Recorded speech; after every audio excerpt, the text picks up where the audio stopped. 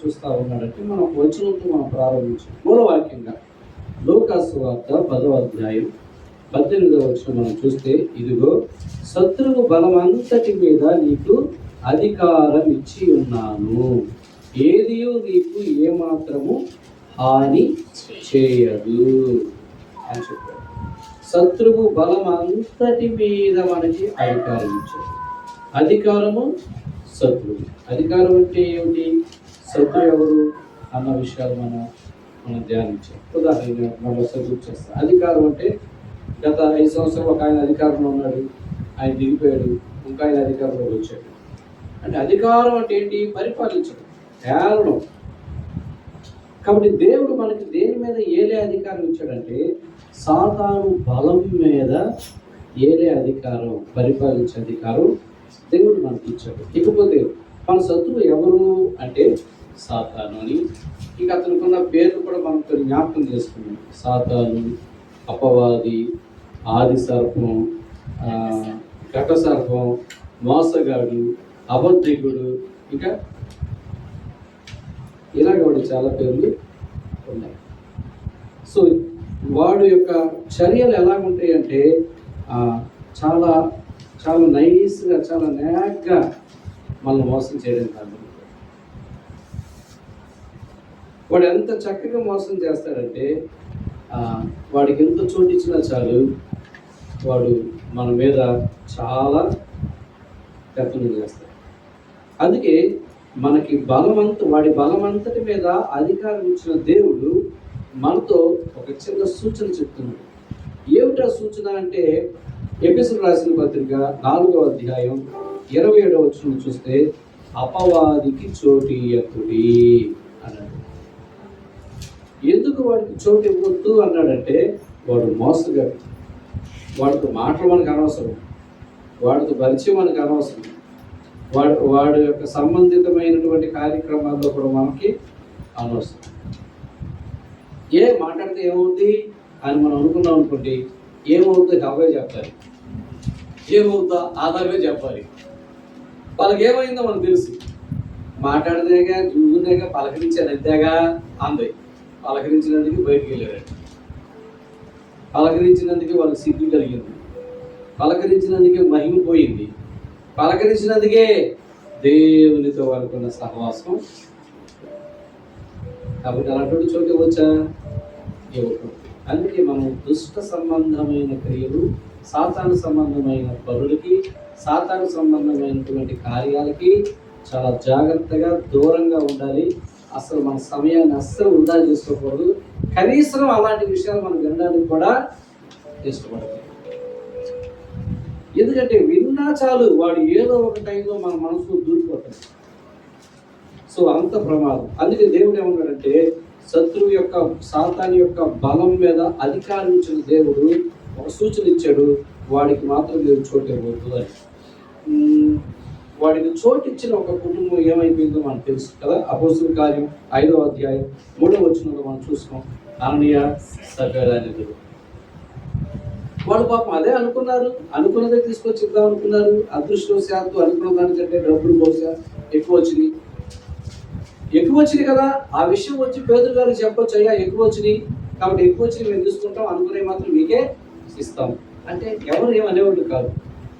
కానీ వాళ్ళు ఏం చేశారంటే, ఎక్కువ వచ్చినాయి కదా మరి బాగోదేమో, ఏమైనా అనుకుంటారేమో అని వీళ్ళే అనుకొని అది చెప్పొద్దని ఒక అబద్ధం ఆడడానికి ఇష్టపడి వీళ్ళు ఏం చేశారంటే, ఇంతే వచ్చిందయ్యా, ఇంతే అమ్మామయ్యా అని. మనిషిని మోసం చేయొచ్చు, కానీ మనిషిని చేసిన దేవుణ్ణి మాత్రం మోసం చేయవచ్చు. ఇది మనం గుర్తుపెట్టుకోవాలి. అపోస్తలు దేవుని ఆత్మచేత నింపబడిన వాడు. అందుకే అపోస్తలు పేతురు గారికి, వాళ్ళకి అన్ని వరాలు ఉన్నాయి, ఆత్మల వివేచన వరం కూడా వాళ్ళకు ఉంది. అందుకే వాళ్ళు అననీయ రాగాన్ని చూడగానే ఆత్మల వివేచన వరంతో ఏదో తప్పు చెప్తున్నాడు గ్రహించేసాడు.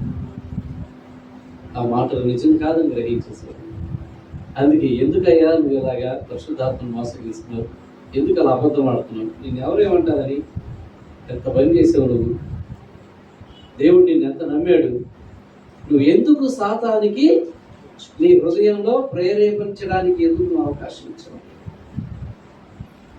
వాడు ఎందుకు నీ హృదయాన్ని ప్రేరేపింపచేసావు? వాడు ఎందుకు అలాంటి అవకాశం ఇచ్చేవాడికి? వెంటనే ఏం జరిగిందో మన అందరూ తెలుసు. అప్పటికప్పుడే అననీయ, ఆ తర్వాత ఆవిడే అలాగే చెప్పడం. ఆవిడ దాన్ని బట్టి మనకు అర్థమైందంటే వాళ్ళ గత జీవితం ఎలాంటి జీవితం అంటే, పాపం దొంగతనాలు చేసి ఉండకపోవచ్చు, కానీ మరి నరహత్య అలాంటివి చేసి ఉండకపోవచ్చు, కానీ వాళ్ళు బాగా అబద్ధాలు ఆడేవాడు. వాళ్ళు ఏం వ్యాపారం చేసేవాడు మనకు తెలియదు. మొత్తానికి అబద్ధాలు మాత్రం బాగా ఆడుంటారు. వాళ్ళ పాత స్నేహితుడైన సాతాను వాళ్ళతో ఆ విషయంలో బాగా స్నేహం చేస్తుంటాడు. అలవాట్లు పొరపాటులాగా చూసారా? ఏ బలహీనత అయితే మనం మానేయాలి ప్రభువులోకి వచ్చాక అని అనుకుంటామో మానేస్తాం. అయితే ఏదో ఒక సమయం ఆ బలహీనత మీద వాడు దాడి చేస్తాడు. ఎందుకని? అది మనకి వాడికి బాగా అలవాటైంది కాదు. కాబట్టి వాడు ఏ సమయంలో వస్తాడు. అందుకే వాడికి చోటు ఇవ్వకూడదు.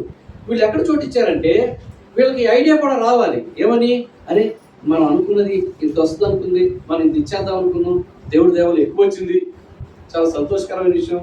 ఈ సంతోషాన్ని మన అపోస్తులకు కూడా చెప్తాం. అయితే ఆ ఎక్కువ వచ్చింది మేము చూసుకుంటామయ్యా, అనుకున్నది నీకు ఇచ్చేస్తామయ్యా అని చెప్తాం. వాళ్ళు సంతోషిస్తారు, మనకి సంతోషం. ఇలా కదా ఆలోచించాలి. కానీ వాళ్ళు ఎలా ఆలోచించారు? చెప్తే బాగోదేమో, చెప్తే ఇవి కూడా తీసుకురామని అడుగుతారేమో, చెప్తే అంతా మాకు ఇచ్చేసే అంటారేమో అని వీళ్ళే అలా అనుకున్నారు. అలా అనుకోవడం కాదు, అలా అనుకునే ఆలోచన సాతాను. చూసారు? వాళ్ళు ఎప్పుడైతే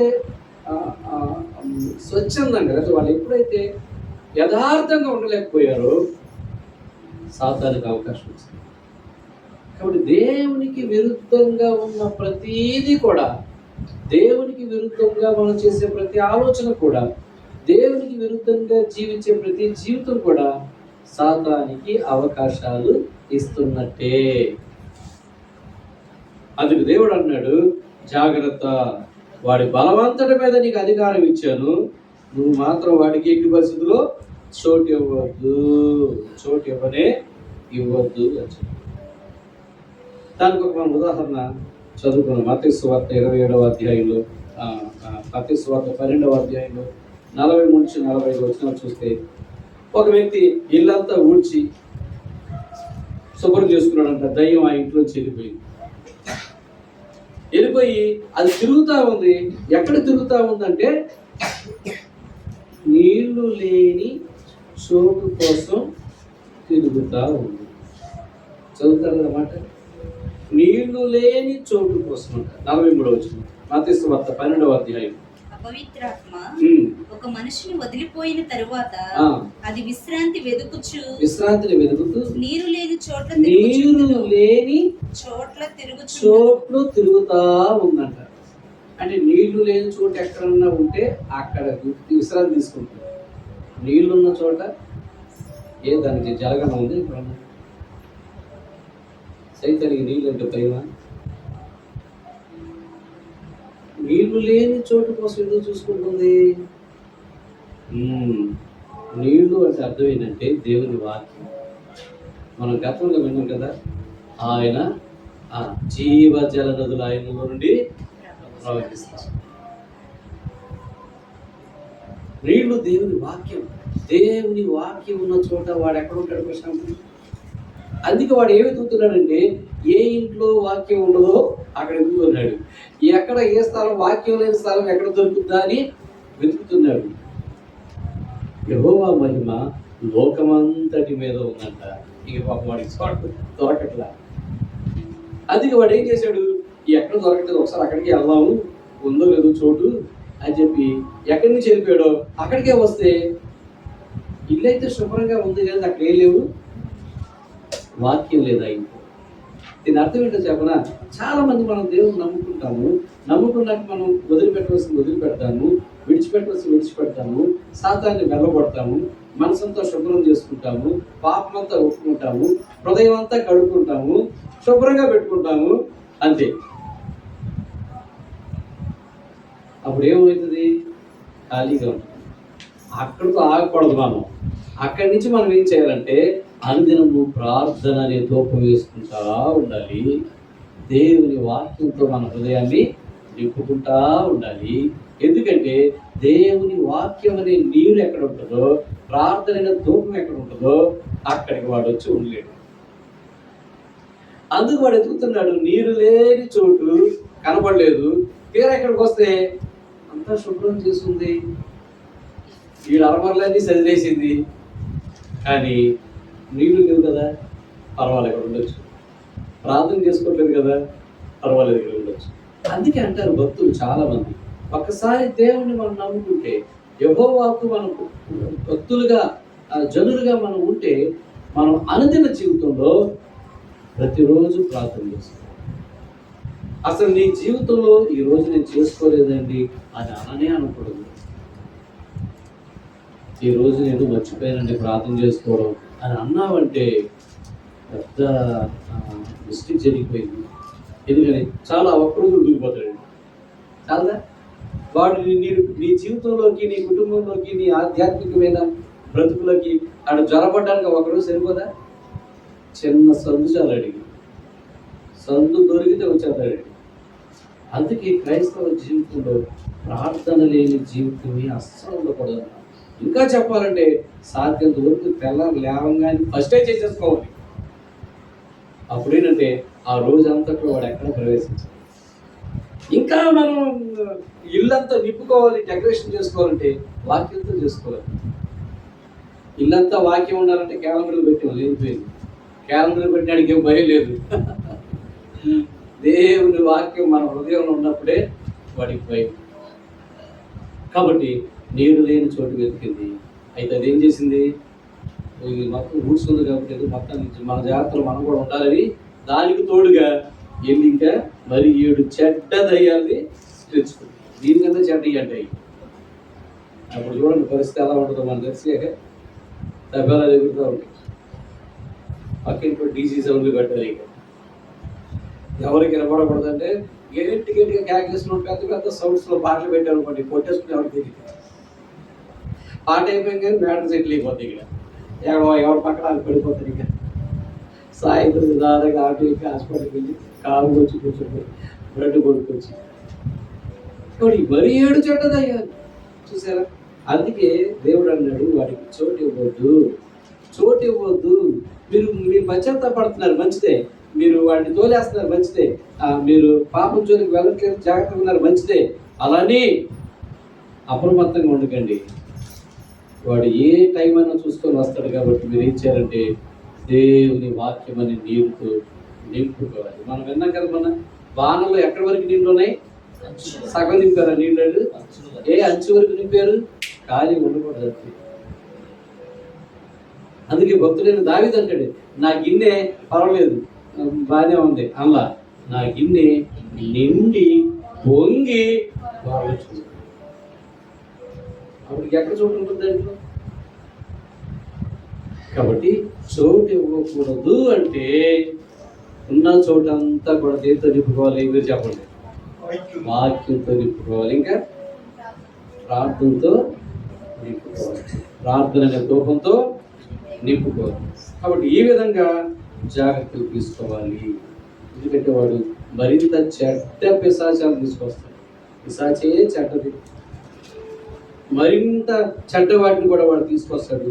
అప్పుడు చాలా పరిస్థితులు మనం ఎదుర్కోవాల్సి వస్తుంది. కాబట్టి వాడు మనల్ని ఏం చేయడు, రాడు మన జోలికి. నేను నమ్ముకున్నాను కదా, ఆడు వెళ్ళిపోయాడు కదా అని అమాయకంగా మాత్రం అనుకోకూడదు. టైం చూసుకొని ఎప్పుడైనా మన మీద వాడు ఏం చేస్తాడంటే అటాక్ చేస్తాడు, దాడి చేస్తాడు. చూడండి, ఉదాహరణకి మీకు 1 నిమిషాలు నేను చెప్తాను అపవాది గురించి. లూకాసు వార్త 2వ అధ్యాయం 31వ వచనం చూస్తే, యేసు ప్రభు శిష్యులతో చెప్తున్న ఒక మాట ఉంటుంది, చాలా ఆశ్చర్యంగా ఉంటుంది ఆ మాట. లూకాసు వార్త 22వ అధ్యాయం 31వ వచనం చూస్తే, సీమోను, ఇదిగో సాతాను మిమ్ము పట్టి గోధుమల వలె చెల్లించుటకు మిమ్మును కోరుకొనెను. సాతాను కోరుకుంటున్నాడట. ఏమని?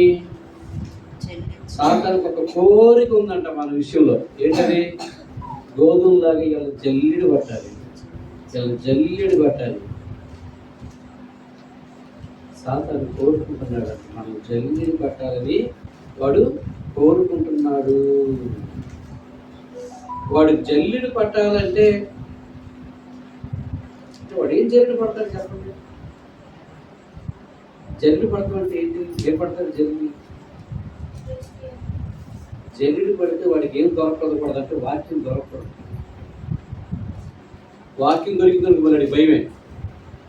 అందుకే వాక్యం అక్కడ ఉందేమో అని జల్లిడి పడతాడు. ఏముండదు మన దగ్గర? వాక్యపు శక్తి ఉండదు, ప్రార్థన శక్తి.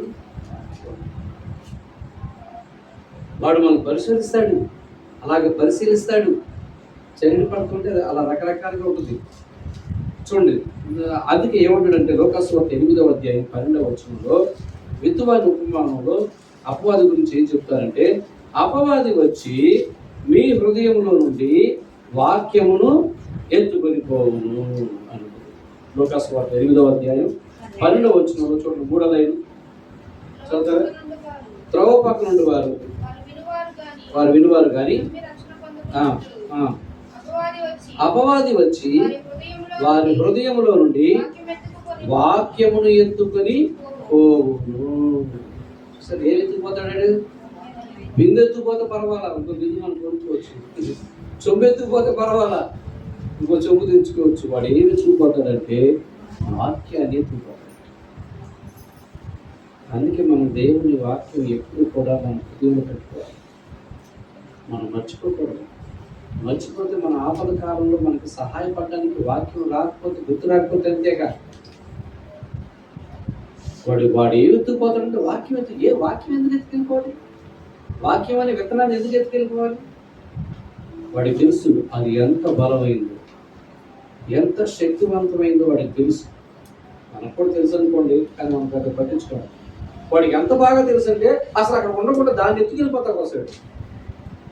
చూడండి, దాని గురించి ఏం రాయబడిందంటే ఒక మాట, మార్క్స్ వార్త 13వ అధ్యాయం 31వ వచనంలో, ఆకాశము భూమి గతించిన నా మాటలు గతించవు.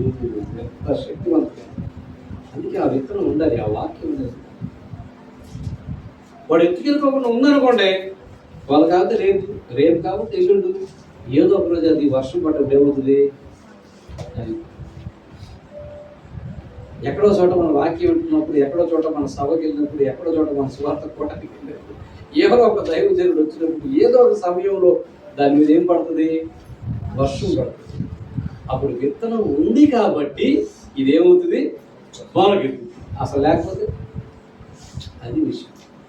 అది ఉంటే ప్రమాదం వాడికి. ఏదో ఒక రోజు దాని మీద దేవుని మంచి జల్లు పడుతుంది. అది మొలిచిందంటే అమ్మో నా మోసం తెలిసిపోద్ది. అందుకు అది లేకుండా చేయాలని వాడు వాక్యం అనే విత్తనాలను ఎత్తుకుంటాడు. వాడు చాలా డేంజర్ అండి. వాడు పాపి అండి. మనందరితో పాపం చేయించడమే వాడి పని. పాపుల్లో వాడే నెంబర్ 1 సీనియర్ మోస్ట్ పాపి ఎవరు అంటే ఎవరు చెప్తారు? మీరు ఆదాం అనకండి, వాళ్ళకన్నా సీనియర్. మీరు గబుకని అవ్వండి అనకండి, అవ్వకన్నా సీనియర్. వీళ్ళందరికంటే సీనియర్ పాపి. ఎలా చెప్తున్నానంటే యోహాను గారు రాసిన మొదటి పత్రికలో 3వ అధ్యాయం 8వ వచనంలో ఏముంటుందంటే, అపవాది మొదటి నుండి పాపము చేయుచున్నాడు. అపవాది మొదటి నుండి కూడా వాడు పాపము చేయుచున్నాడు. వాడు మనం భౌతికంగా వాడు మనం గుర్తుపట్టలేదు. భౌతికంగా వాడు 2 కొమ్ములు వేసుకుని వస్తే మనం గుర్తుపట్టచ్చు, కానీ వాడు భౌతికంగా రాడు. చాలా తెలివిగా వస్తాడు, చాలా నైస్గా వస్తాడు. కుటుంబాల్లోనే వస్తాడు, భార్య ద్వారా వస్తాడు, భర్త ద్వారా వస్తాడు, పిల్లల ద్వారా వస్తాడు, పిల్లల ద్వారా వస్తాడు, తల్లిదండ్రుల ద్వారా వస్తాడు, బంధువుల ద్వారా వస్తాడు, రక్త సంబంధుల ద్వారా వస్తాడు, పక్కింట్లో చదువుతాడు, ఎదురింట్లో చదువుతాడు, ఎక్కడికైనా వస్తాడు.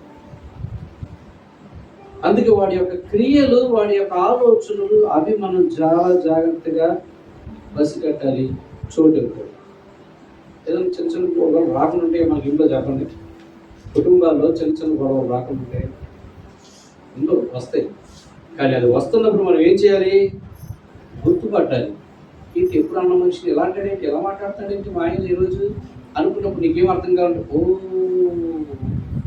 ఇప్పుడు చదువు కోసం చూస్తాడు.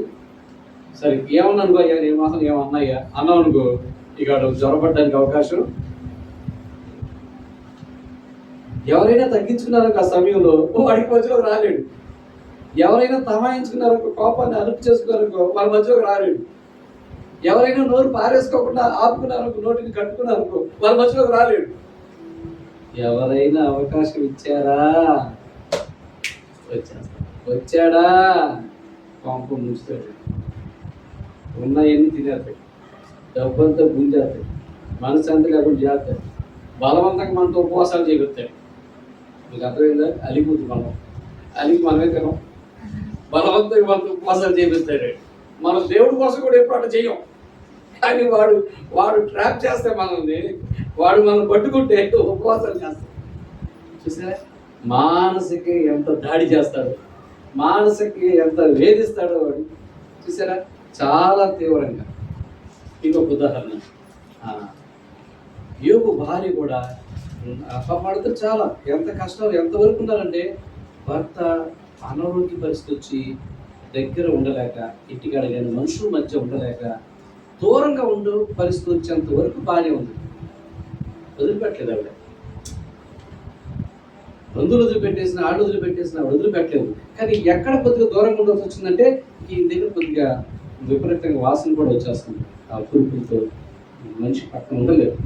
ఆ పరిస్థితుల్లో అప్పుడు కొద్దిగా అయ్యా దగ్గర పోతలేదు, నువ్వు రామాకలమ్మా, అక్కడ పెట్టి తింటారే, నేను ఆ చెత్త కుప్పల దగ్గర ఉంటాను. అంతవరకు ఉన్న ఆవిడని కూడా అప్పుడు ఎక్కడ ఆవిడ ఆలోచించిందో, ఎందుకు మా ఆయనకే రావాలా, ఈయనకే రావాలా, ఈయన భక్తి చదవకుండా ఏం భక్తి ఇది, ఈ భక్తిని ఏం కాపాడింది అని ఏమనుకుందో ఏంటో దూరిపోయాడు. వెంటనే వచ్చేసేసాడు ఆవిడలోకి. ఇక ఆవిడొచ్చి, ఇంకెందుకు ఇది, ఈ భక్తి ఎందుకు, ఈ విశ్వాసం ఎందుకు, ఈ కష్టాలేంటి, ఈ బాధలేంటి అని అనవసరం మాటలు అనేసి ఎంత చక్కగా చెప్పాడంటే, అమ్మా ఎందుకంత ఆవేశపడుతున్నావు, యెహోవా ఇచ్చాను, యెహోవా తీసుకున్నాను, ఆయన నామానికి స్తుతి. అంటే ఏం చేశాడు, గొడవ పైకి రాకుండా, సాతానికి ఇతను చోటు ఇవ్వకుండా అని తెలివిగా ఉన్నాడు వాడు. ఎంత చక్కగా వాడు మోసం చేస్తాడు, ఎవరిని చేస్తాడు. ఒకసారి పేతురు దగ్గరికి వస్తాడు. పేతురు దగ్గరికి కూడా వచ్చినప్పుడు పేతురు అంటాడు, యేసు ప్రభువారు ఆయన మరణం గురించి చెప్తా ఉన్నప్పుడు, ప్రభా నువ్వేంటి, చావడం ఏంటి, సిలువ ఏంటి, ఎవడు నేను కొట్టేది, నీవే చేసే దొమ్మ ఎవరికైనా ఉందా, అది నువ్వు చావనే చావకూడదు అని మాట్లాడుతున్నావు. ఒరే వచ్చేసింది పోరాబో. చూసా, దేవుని పని జరగకూడదు అనుకుంటే కూడా అది సాతాను చోటించింది. దేవుని చిత్తాన్ని గుర్తించలేకపోవడం కూడా సాతాను చోటించింది. దేవుని కార్యాలకు అడ్డుపడటం కూడా సాతాను చోటించింది. యేసు మరణించాలనుకుంది మానవులందరూ కోసం కదా, లేఖనాల ప్రకారం ఆయన మరణించారు. దైవ చిత్తం జరగకుండా ఆపేదానికి చూసే మాటలు కూడా సాతానికి చోటిచ్చాడు. అందుకే సాతాను అబ్బో అని అడిగాడు. అంటే యేసు ప్రభు పేతురుని చూడట్లేదు, పేతురు చోటిస్తూ లోపలికి వచ్చాడు చూడండి, వాడిని చూస్తున్నాడు. అందుకే పేతురు కూడా ఊరి సాతాను ఉండమాక ఎరుపు, వీడికి చోటిస్తే చెప్తాను చూడండి, వీడికి చోటిస్తే మనం మోసం చేయడమే కాదు, మనకు నష్టం చేయడమే కాదు, మనతో పాపం చేయించడమే కాదు, ఇంకా వీడు మనతో ఆడుకోవాల్సిన ఆట అంతా ఆడేసుకొని చివరికి వాళ్ళు ఏం చేస్తారు సార్, దేవుడి దగ్గరికి వెళ్ళి, చూసావా వాడి కోసం ఎంత ప్రేమించావు, వాడి కోసం నువ్వు ప్రాణం పెట్టావు, వాడు నువ్వు ఎంతగా వాడి కోసం ఇచ్చేసావు, అడిసో ఎలా బ్రతుకుతున్నాడు అని వీడు మనతో తప్పు చేయించి మన మీద నేరారోపణ చేస్తాడు, సాడీలు చెప్తాడు. చూసావా ఇలాగంట కదా, అలాగంట కదా, వింటున్నావా, నీకేమో తెలుస్తుందా, ఇదిగో ప్రార్థనకి వెళ్తుంది, నీకు తెలుసా ఈ పరిస్థితి, మరి ఏంటి భక్తి, నువ్వు వాళ్ళ కోసమైనా ప్రాణం పెట్టింది, ఏంటి వాళ్ళు చేసింది నీకు తెలుసా అని మన మీద లక్కలు సాడింది. ఎందుకని ఆయన న్యాయాధిపతి కదా, ఆయన తెలుసు, ఆయన రెచ్చగొడతాడు అనమాట. ఆయన్ని దేవుడు పరిశుద్ధులైన దేవుడు కదా, తన పరిశుద్ధం పాడైపోతున్నప్పుడు ఆయన రోషం తెచ్చుకుంటాడు. ఇప్పుడైతే కృప ద్వారా రక్షించబడ్డాం కాబట్టి మన మీద అలాంటి ప్రభావం ఇంకా లేదు. ఎందుకంటే ఆయన ఇలాంటి తెలిసి మన మీద కృపను విస్తరించి పెట్టాడు. మీరు ఇదే గతంలో చూస్తే కృప అప్పుడు ఎంత విస్తరించలేదు దేవుని కృప. అందుకొరకు ఒకసారి ఏం జరిగిందంటే బిలాము అనే ప్రవక్త బాలాక్ అనేటువంటి రాజును పిలిచి, రేపు ప్రవక్త, ఇగో మీ వాళ్ళందరినీ మేము జయించలేకపోతున్నాం, నువ్వు శపించు వాళ్ళని అంటే శపించడానికి వెళ్తాడు. కుదిరింది అది కుదరదు. అప్పుడు అంటాడు, అయ్యా ఇది అయ్యే పని కాదు, దేవుని పిల్లల మీద శాపాలు పనిచేయవు. మరి ఏంట్రా అంటే, సరే మరి నాకు ఒక సలహా ఇస్తారా మీకు, మీరు మరీ అడుగుతున్నారు కదా అని. ఏం సలహా ఇచ్చాడంటే, ఆ ఇజ్రాయేల్ ప్రజలతో పాపం చేయించండి చాలు, ఆయనకు రోషం వస్తుంది. కథ అక్కడే ఉంటుంది. వెంటనే వీళ్ళకి ఐడియా వచ్చింది. ఒక పెద్ద సంబరం పెట్టారు ఆడవాళ్ళతో, నగ్నంగా క్యాబరీ డాన్సును. ఏం డాన్స్ అంటారు? డీజే డాన్స్ కాదు, రికార్డింగ్ డాన్స్ నేర్పించారు సగం పాటలతో. ఇక ఎక్కడ డీజే సౌండ్ వస్తుంది, అబ్బు అదిరిపోతుంది, పాటలు నువ్వు అంటావా ఆ అంటావా అని వస్తుంది అని వీళ్ళందరూ ఏం చేశారు, అక్కడికి వెళ్ళిపోయారు. దేవుని పిల్లలు కొరగాళ్ళందరూ అక్కడికి వెళ్ళిపోయారు. ఇంకేముంది, ఆ అర్ధనగ్నంగా ఇచ్చే డాన్సులు అవి ఇవి చూసి ఒక్కొక్కడు ఒక్కొక్క అమ్మాయిని తగులుకున్నాడు. తగులుకుంటే సచివులు అక్కడ చేస్తే బాగుంటుంది. వాళ్ళు కూడా తగులుకు తీసుకొచ్చి ఇక్కడ పెట్టారు, దేవుని మందులో చేర్చారు. ఇక్కడ ఆయనకి తెచ్చుకోవడం వచ్చేసింది. ఫినెహాస్ రోషం వచ్చి పొడిచి చెప్పేశారు.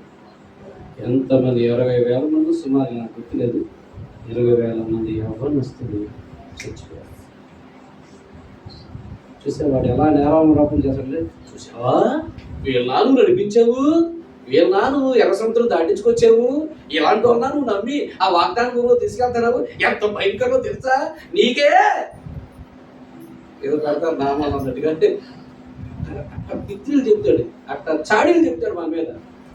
మీరు నమ్మరు, నిజంగా వాడి చాడీలు చెప్తాడు. మన పాపంలో పడేయడమే కాదు, మన మీద వాడిని నేరారోపణ చేస్తాడు.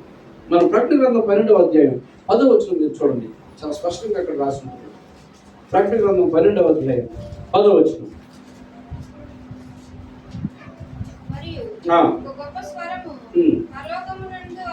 యోహాను అంటాడు, నేను గొప్ప స్వరం నేను పరలోకం ఎలా చెప్పడం నేను వింటున్నాను. వినండి, రాత్రి పగళ్ళంట నా దేవుని ఎదుట మన సహోదరుల మీద నేరము మోపువాడైన అపవాది. ఇప్పుడు టయానికి ఒక టైం చూసుకుని వెళ్ళట్లా, రాత్రి పగలు ఇదే పని మీద ఉన్నాడు. రాత్రి పగలు ఇదే పని మీద ఉన్నాడు. మనం మాత్రం రాత్రి మాత్రం ఏ పని చేయకూడదని పడుకుంటాం ప్రార్థన చేసుకోకుండా. మనం మాత్రం ఆ రోజు ఈ రోజు ప్రార్థన చేసుకోలేదండి, మర్చిపోయానండి, వచ్చేస్తుంటే అది మనం పడుకుంటున్నాం. వాడు మాత్రం రాత్రి పగలు మన మీద నేరారోపణ చేసే పని మీదే. అప్పుడు ఎంత జాగ్రత్తగా ఉండాలి చెప్పండి. వాడికి చోటిస్తే ఎంత ప్రమాదం చెప్పండి. అందుకే యాకోబు పత్రికలో ఏమంటాడంటే, యాకోబు 4వ అధ్యాయం 7వ వచనంలో, కాబట్టి దేవునికి లోబడండి, అపవాదిని ఎదిరించండి. అంతే, మనకు వేరే దారి లేదు. మన బలహీనం ఉన్నప్పుడు ఏం చేస్తామంటే, వాడు మన మీద ఎంత కక్ష కట్టాడు, అయినా మనం బ్రతుకుతున్నామంటే కారణం ఏంటో చెప్పమంటారు. అయినా మనం సుఖంగా ఉన్నామంటే కారణం ఏంటో చెప్పమంటారు. అయినా మనం క్షేమంగానే ఉన్నామంటే కారణం ఏంటో చెప్పమంటారా. వాడు రాత్రి పగలు మన మీద నేరారోపణ చేయడానికి వాడున్నాడు, రాత్రి పగలు మన కొరకు విజ్ఞాపన చేయడానికి ప్రభు ఉన్నాడు. కాబట్టి కూడా అక్కడ బతికిపోతున్నాం మనం అక్కడ బతికిపోతున్నాం తెలుసా. రాత్రి పగలు వాడు నేరారోపణ చేసే పని మీద ఉంటే, రాత్రి పగలు మన కోసం మన ప్రభు తండ్రి గుడి ప్రక్కన విజ్ఞాపన ప్రార్థన చేస్తూ తన శక్తిని మనకి కాపాడు. నిజంగా ఆయన ఇలా గుర్తు చేసుకున్నాను, నా కోసం రాత్రి పగలు విజ్ఞాపన ఎందుకు చేస్తున్నావా ప్రభు. వాడు రాత్రి పగలు వాడేమో నేరారోపణ చేయడానికి చూస్తున్నాడు, వాడి చేతులు చిక్కుకోకుండా నష్టపోకుండా ఉండడానికి నువ్వు మా కోసం ఇలాంటి గుర్తు రావాలి. మనం ఆరాధించేటప్పుడు దేవుణ్ణి, మన ఆరాధనలో ఆయన మనకు ఏం చేస్తున్నాడో మన కోసం ఇలా గుర్తొస్తే, ఆ రోజు ఆరాధన హృదయాంతరంగం నుంచి కన్నీటి ఆరాధన వస్తాయి. చూడండి, అందుకే అంటాడు, మనం చేసేది ఏం లేదు, దేవుడికి మనం లోబడి ఉందాం. దేవుడే ఆ ప్రార్థన ద్వారా, విజ్ఞాపన ప్రార్థన ద్వారా మనకు శక్తిస్తాడు. దాంతో మనం అపవాదిని మనం ఎదిరించగలుగుతాం, లేదా వాటిని ఓడించగలుగుతాం. చూడండి, ఎఫెసీయులకు రాసిన పత్రికలో 6వ అధ్యాయం 10-11 వచనాలు చూస్తే,